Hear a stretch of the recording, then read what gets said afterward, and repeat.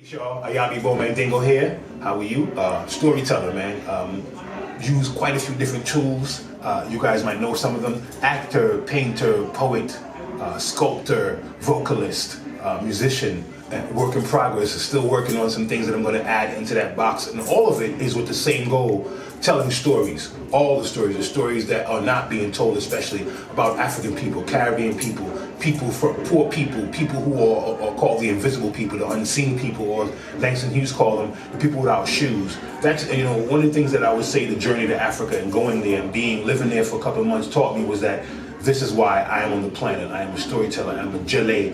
I'm from the ancient griot order, the storyteller.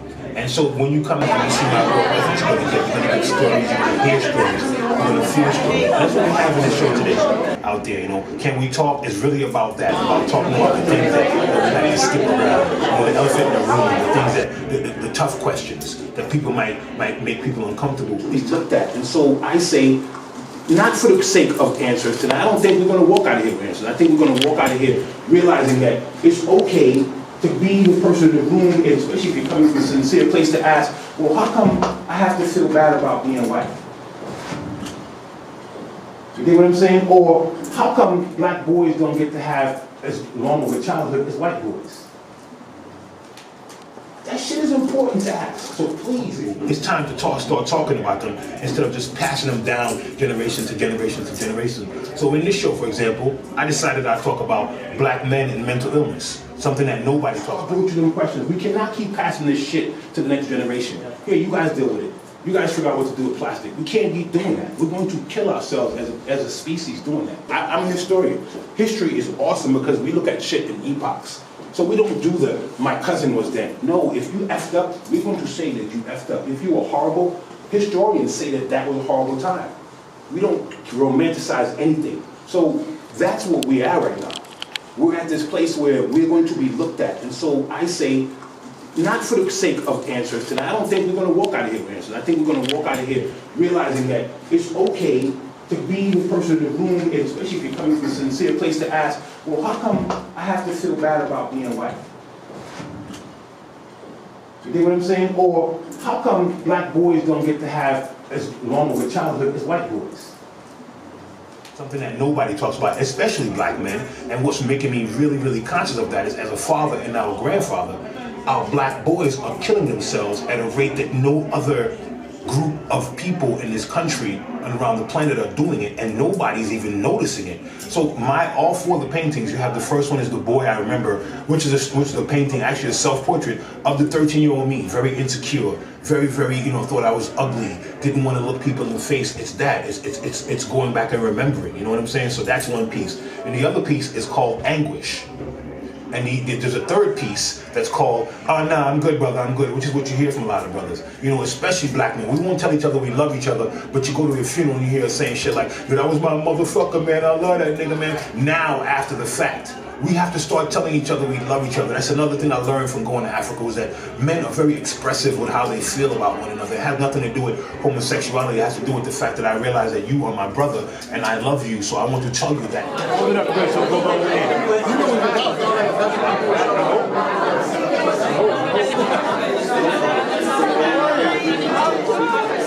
You will never be content with who you are. Yes, sir. Too many people overvalue what they are not and don't appreciate what they are.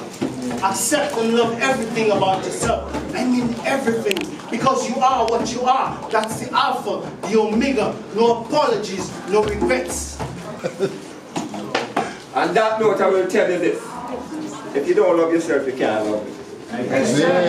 No way. And if I don't love myself, I can't love you. No way. So I challenge you, love yourself unconditionally. Everything about yourself, every blemish, everything. Look in the mirror, and who you see in the mirror, this is the space suit that you will see. But go within now to the spirit that is the energy of the universe, and say, I love. But we black men, uncle, cousin, aunt, dad, your uncle, cousin, father, a friend, we got to start stepping up and letting these boys know that we're there for them and they can come speak to us, answers. But for the sake of broaching these questions and sort of breaking that taboo, and realizing that we can talk to each other as human beings, sans sexuality, sans age, sans ethnicity, and get something done. Give the next generation after us more than we were given when it comes to how we get along as human beings on this one planet. Yeah, peace. Awesome. So the poem I do every time, and it's a libation poem, and it's for all of our people, right? So everybody listen. Oh, as they say it now, lend me your ear. Lend me your ear. I always wanted to say that publicly. So ancestors, something for the old people, for all of our old people, and we'll call it our libation. Libation is something that we do when we get together. Notice how we're in a circle already? Yeah. One of the beautiful things about when the shit hit the fan, we still go back to being just mammals, you know? That's all we are, you know? Mammals, right? Yeah, sad shit makes you cry, happy shit makes you smile, right? Sometimes cry too, yeah? That's people, right? Sits to me like a tired old warrior contemplating his youth. Of battles lost in one and of his search for truth. Imagining myself as him, traveling back in time to see America in technicolored black and white. When Ku Klux Klan burned crosses in the night. And response to our black demands were mute. And southern magnolias bore dead, castrated, peculiar fruit.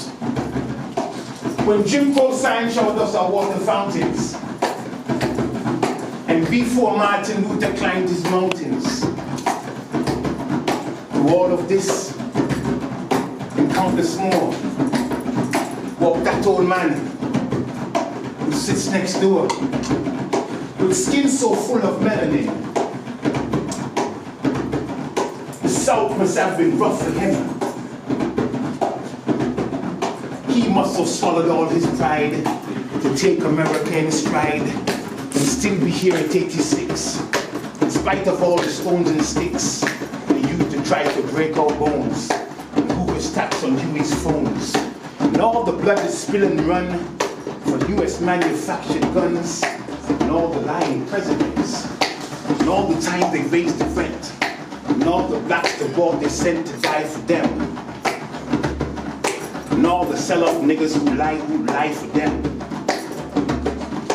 All of this old man walked, and still to sit and hear him talk, the strength remains. The pride remains.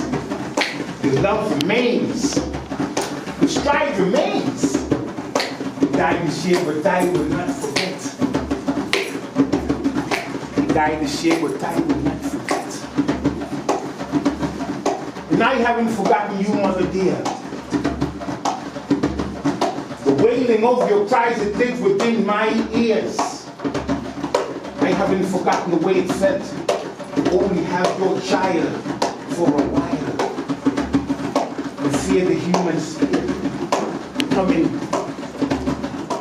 You could pick 50 sachets of cotton. I haven't forgotten. You could face 3 months within a ship. Founding fathers, invading hips. Stealing your sons and daughters away today. Tomorrow, African name becomes split. Black people seem to love it. They're willing to sit and watch them idolize you, colonize you, criticize you. Tarzan movie trivialize you. But the warmth of your tropical womb I still remember. Sucking raw melanin from your breast. Mount Kilimanjaro's peaks, my cheekbones, black skin, nose and lips survived the ships and whips. Founding fathers invading youths. They see both of your faces today too. I'll make them remember what they did to you. So man, we played one. He taught me to hold a gun. He's so man, he played two. He taught me about being true. He's so man,